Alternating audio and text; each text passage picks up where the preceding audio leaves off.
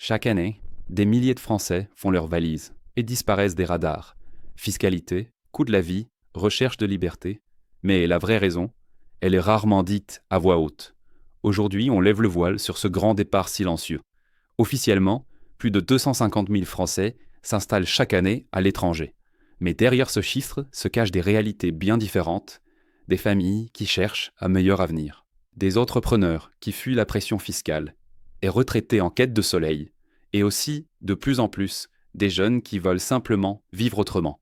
Dans cette vidéo, on va voir ensemble pourquoi tant de Français quittent la France, quelles sont les vraies raisons derrière ce choix, et surtout, où ils vont. Reste bien jusqu'à la fin, car certaines destinations vont te surprendre. L'un des moteurs les plus souvent cités par les Français qui s'expatrient, c'est l'aspect économique.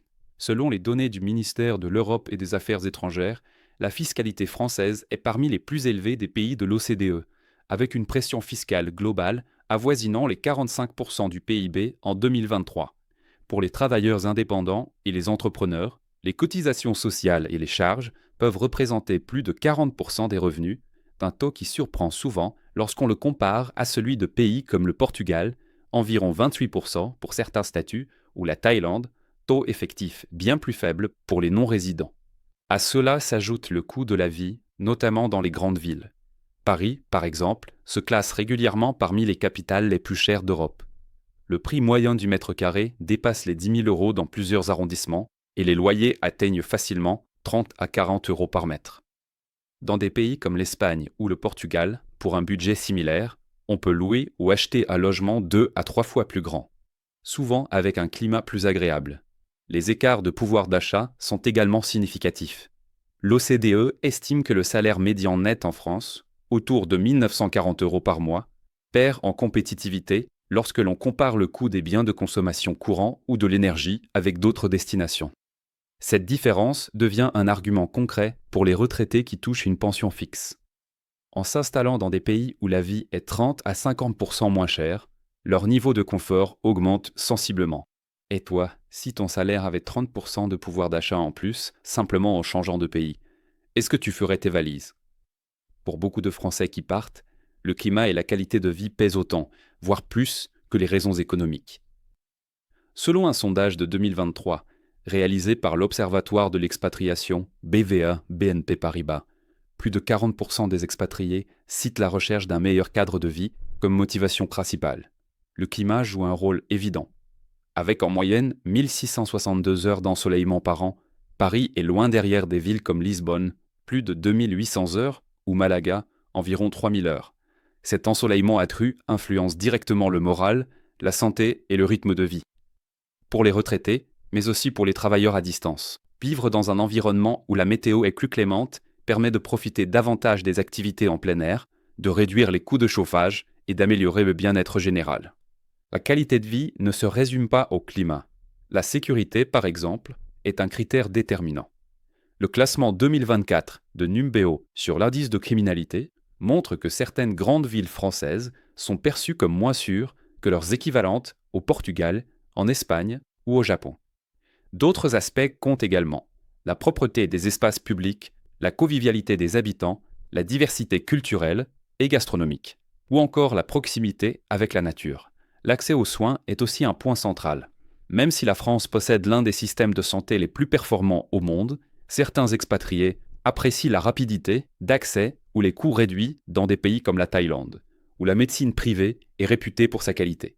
Et toi, si tu pouvais vivre au bord de la mer, sous le soleil, avec moins de stress, tu resterais ici ou tu changerais de décor. Au-delà de l'argent et du climat, un autre moteur puissant pousse les Français à partir, le besoin de liberté. Liberté d'entreprendre, de voyager, de gérer son temps et même de choisir son cadre de vie sans contraintes administratives excessives. Pour les entrepreneurs et indépendants, la France est parfois perçue comme un environnement lourd en termes de réglementation. Selon le classement Ease of Doing Business de la Banque mondiale, dernière édition avant son arrêt en 2020, la France se situait en 32e position, loin derrière des pays comme Singapour, la Nouvelle-Zélande ou le Danemark.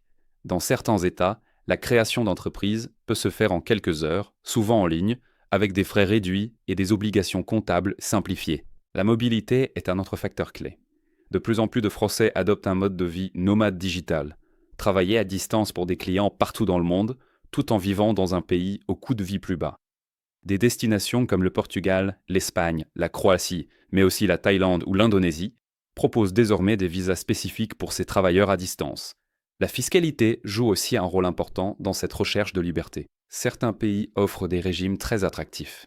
Par exemple, le Portugal a longtemps appliqué le statut de résident non habituel, RNH, permettant à certains expatriés de bénéficier d'exonérations fiscales partielles pendant 10 ans. D'autres, comme les Émirats arabes unis, ne prélèvent tout simplement pas d'impôt sur le revenu. Enfin, il y a une dimension personnelle. Partir, c'est aussi se libérer d'un environnement où l'on se sent parfois jugé ou contraint pour s'ouvrir à de nouvelles cultures et modes de pensée. Et toi, si tu pouvais travailler d'où tu veux, sans patron, ni horaire fixe, où poserais-tu ton ordinateur? Selon les données officielles du ministère de l'Europe et des Affaires étrangères, plus de 3,5 millions de Français sont inscrits au registre consulaire à l'étranger en 2024, un chiffre qui ne tient pas compte de ceux qui partent sans s'enregistrer. Les destinations varient selon l'âge, le métier et le style de vie recherché.